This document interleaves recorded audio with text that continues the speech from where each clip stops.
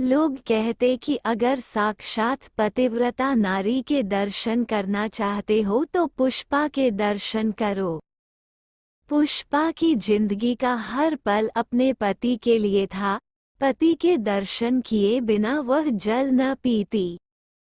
एक बार वो अपनी एक सहेली के यहाँ गई।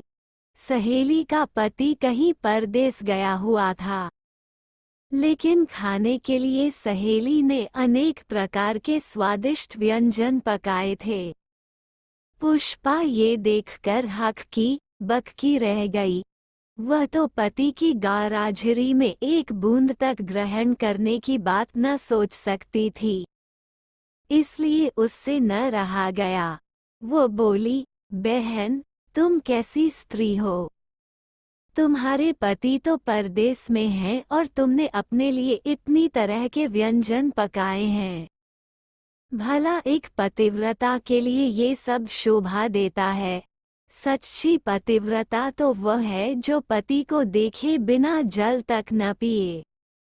पुष्पा की सहेली बड़े मोहफत स्वभाव की थी, दिल की भी वह बड़ी साफ थी।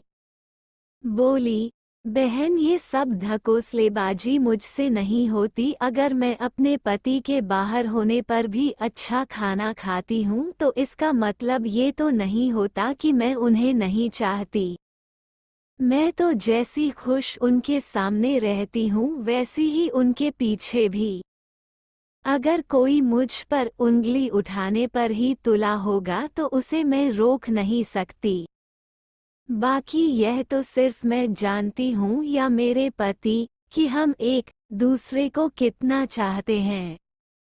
सहेली के इस जवाब से पुष्पा जल भुनकर रह गई।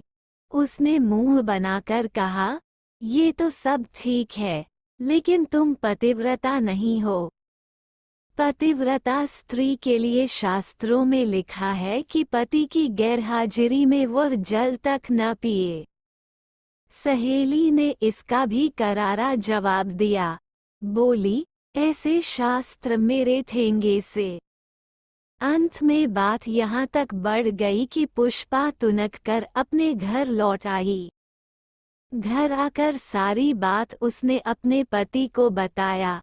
पति भी पुष्पा को बहुत चाहता था और उसकी निष्काम पति भक्ति से बहुत प्रभावित था। फिर भी कभी कभी उसे ये जरूर लगता था कि यह सब ढोंग है।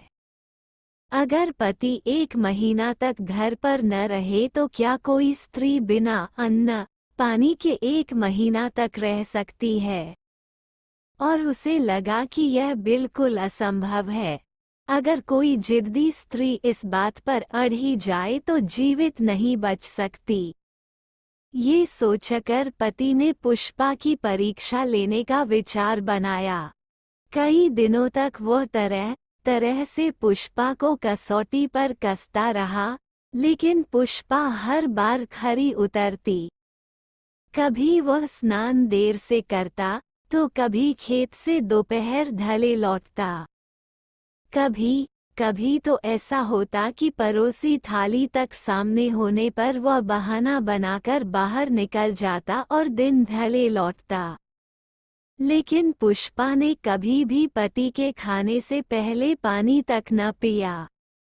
एक दिन पुष्पा के पति ने कहा, आज मेरा मन खीर और पुआ खाने का हो रहा है, इसलिए खूब इलायची गरी डालकर पुए, किशमिश, केसर डालकर खीर बनाओ। ये दोनों चीजें पुष्पा को भी बड़ी प्रिय थीं, इसलिए खूब मन लगाकर उसने ये चीजें बनाई। केसर और इलायची और देसी घी की सुगंध से बनाते समय ही पुष्पा के मुंह में पानी आने लगा। चीजें बना चुकने के बाद सुशीला ने अपने पति से झटपट नहा लेने को कहा। लेकिन पति को तो उस दिन धैर्य की परीक्षा लेनी थी, इसलिए काफी देर तक वह धीर डाले रहा और टालता रहा। पुष्पा के बार बार कहने पर आखिर में हार कर वह बाल्टी, लोटा और रस्सी लेकर नहाने गया। नहाने में भी उसने काफी देर लगा दी। इधर पुष्पा की आते मारे भूख के कुलबुलाने लगी थी। लेकिन जैसे ही देहरी के बाहर उसे पति की आवाज सुनाई दी, उसे दिलासा बंधी कि अब तो खाने का समय आ ही गया।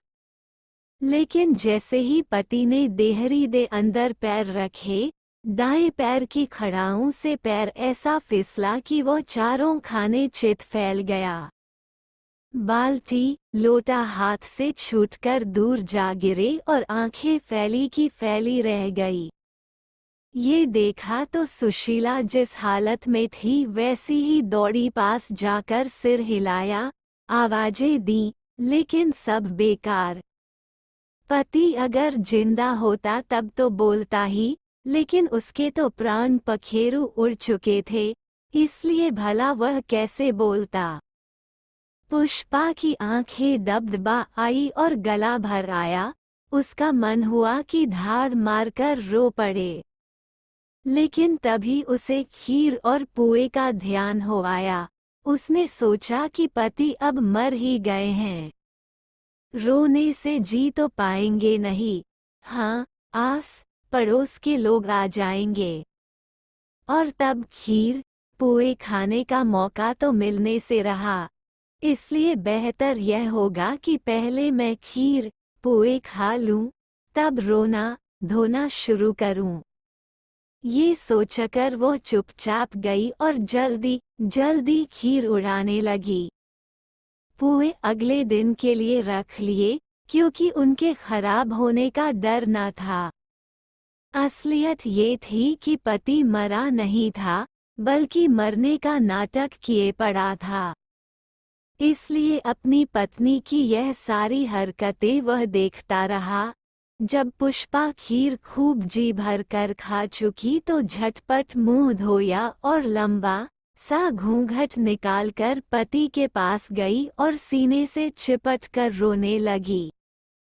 रोने के साथ साथ वह ये भी कहती जाती थी, आप तो चले गए, अब मैं जीकर क्या करूंगी। उसका पति कुछ देर तक तो उसके नकली प्रेम और दुख को सहन करता रहा, लेकिन अंत में उससे न रहा गया।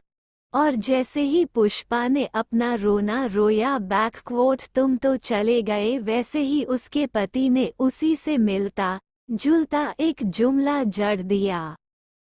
पति का जुमला इस प्रकार था, खीर तो खाकर आ गई, पुए भी चख लो। अब तो पुष्पा की ऐसी हालत हो गई कि काटो तो खून तक न निकले।